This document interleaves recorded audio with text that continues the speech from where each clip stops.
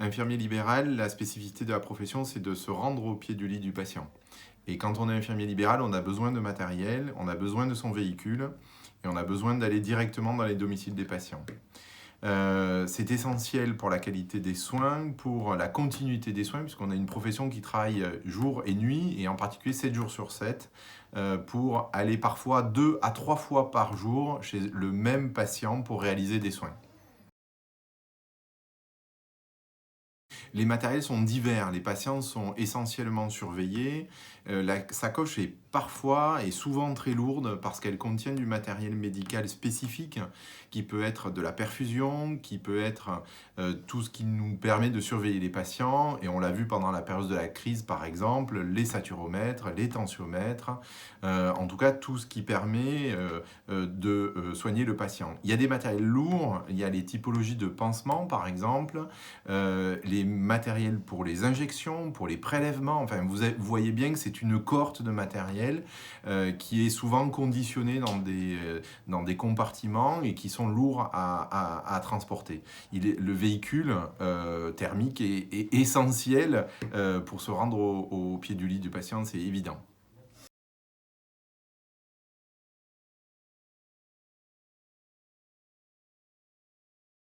Alors la question c'est pourquoi les infirmiers ne vont plus aller dans le centre-ville de Montpellier? Ou c'est pourquoi les infirmiers ne vont déjà plus dans le centre de Montpellier?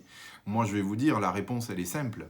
Le déplacement sur le secteur de Montpellier est quantifié pour les infirmiers à 2,5 euros par soin réalisé. Imaginez le déplacement qui est aujourd'hui extrêmement contraint, puisque par définition, il n'y a plus d'accès aux véhicules au centre-ville de Montpellier, et donc c'est déjà une création, et ça l'est déjà, de déserts médicaux. On a posé des questions il y a 15 jours à 100 infirmières sur le bassin de Montpellier qui, dans les 5 ans, souhaitent arrêter de leur activité, pas parce qu'elles n'aiment plus leur métier d'infirmière libérale, mais parce qu'elles n'accèdent plus aux patients. La question socle qui va se poser demain, c'est sans une politique qui prend en compte les spécificités des professionnels comme les nôtres, mais sûrement d'autres professionnels. Je suppose que les corps, par exemple, des artisans ne se rendent plus dans les maisons pour les rénover, et Dieu sait que la ville de Montpellier a besoin en intramuros de rénovation. Eh bien, forcément, les infirmiers ne se rendront plus chez les patients. Alors, la question qu'on peut se poser, est-ce que pour habiter dans le centre-ville de Montpellier, il faudra absolument être en bonne santé? Ben là, on travaille fortement sur les inégalités de santé, mais là, c'est véritablement des inégalités territoriales. Toute politique de la ville doit avoir une réflexion 360 sur l'ensemble de ce qui constitue le corps autour des patients, mais enfin en tout cas des usagers, avec des réflexions qui sont de bout en bout. Si on ferme une voie à la circulation, il faut d'emblée en mesurer toutes les conséquences. Je ne dis pas qu'il ne faut pas fermer la voie, mais il faut réfléchir de trouver des alternatives à ce qu'on ne rende pas le cœur de ville de Montpellier désert, par exemple. L'exercice libéral, comme par définition, est un exercice indépendant. Et donc, la mairie de Montpellier ou l'agglomération a un modus operandi de réflexion. Soit elle convoque l'ensemble des infirmières libérales pour réfléchir sur un schéma organisationnel. Effectivement, ça peut être périlleux. On a un certain nombre de représentants, et j'en fais partie bien entendu, ou de collectifs qui, par le biais de la démocratie sanitaire, peuvent être impliqués dans la chose publique, en quelque part, comme étant un opérateur. Hein. Il viendrait, à mon avis, pas à la réflexion de monsieur le maire de Montpellier, de ne pas poser la question au directeur de l'hôpital. Mais il a une entité institutionnelle face à lui. Là, aujourd'hui, il y a un certain nombre d'instances sûrement libérales qui ne sont pas encore reconnues, syndicales, les unions régionales des professionnels de santé, les collectifs d'infirmières sur le bassin de Montpellier, qu'il faut, à mon avis, impliquer.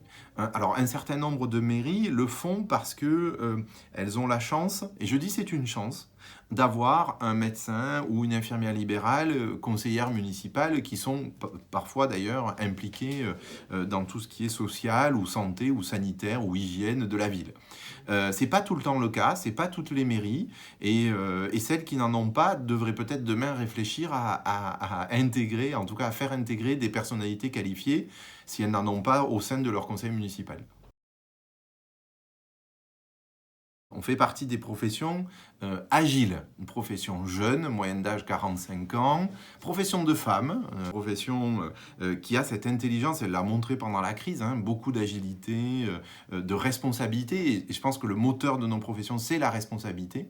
Il faut nous organiser 7 jours sur 7 pour aller voir ces patients, y compris dans le cœur de Montpellier, avec toutes les difficultés qui vont arriver bientôt. Alors évidemment, on prend, comme le commun du mortel, des alternatives. Mais vous l'avez compris, ce n'est pas des alternatives dans lesquelles on a une tâche qui est facilitée. Les PV font légion. La trottinette, comment on y met dessus du matériel, sauf d'être agile avec un sac à dos, et on en connaît tous les dangers. Aujourd'hui, un certain nombre d'experts, de collègues chirurgiens, en particulier de l'épaule, font les plateaux TV pour expliquer les mésaventures des trottinettes et le nombre de chutes qui ne fait que croître. On est quand même une profession qui est surexposée, puisque quand on ne travaille pas, on n'a pas d'indemnité journalière, on n'est pas en arrêt de travail, et de toute façon les patients ils ne se soignent pas tout seuls. Donc un accident de trottinette, pour nous, c'est une catastrophe dans une vie professionnelle. Et donc c'est ce qu'il faut, il faut qu'on soit protégé. On fait partie des professions qui malheureusement a le plus d'accidents de la route. Et là, c'est de problématiques plus hivernales de nos hauts cantons, par exemple. Vous voyez, donc c'est bien des problématiques territoriales, hein.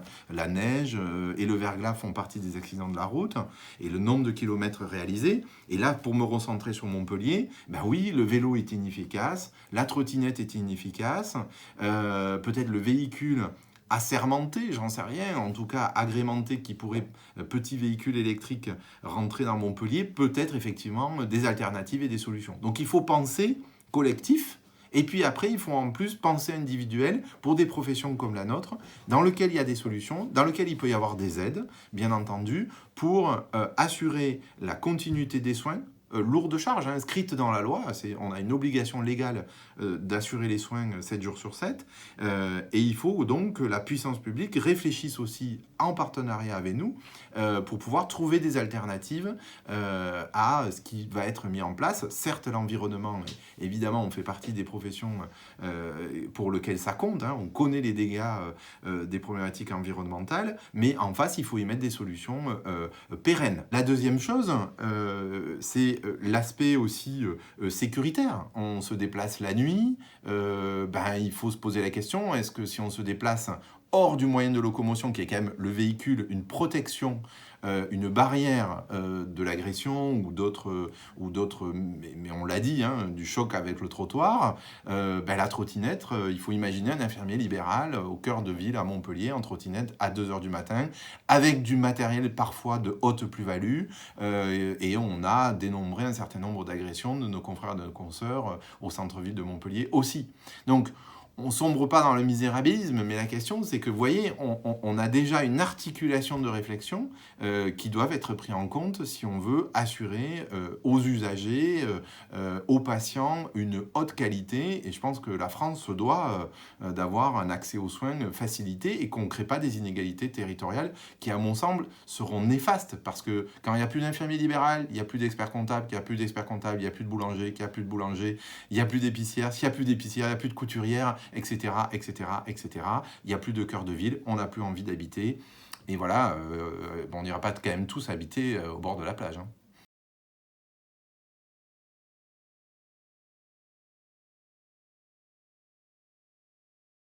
Pourquoi les infirmiers se désengagent? Il y en a un modèle économique à respecter.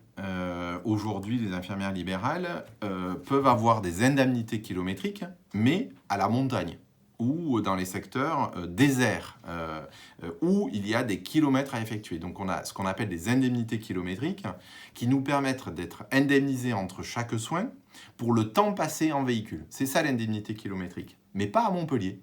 À Montpellier, que vous passiez 3/4 d'heure dans un véhicule entre deux patients, vous n'aurez que la modique somme de 2,50 € pour aller d'un patient à un autre. C'est catastrophique. Parce qu'un infirmier, il est humain, il a un salaire à dégager à la fin du mois, comme tout le monde, terriblement, c'est la misère qui guette. Vous pouvez difficilement réaliser plus de 5 à 10 soins le matin, 4 le soir, faites vos comptes. Si en plus vous avez des pénalités de PV, etc., vous n'exercez plus. Enfin, économiquement, ce n'est plus possible.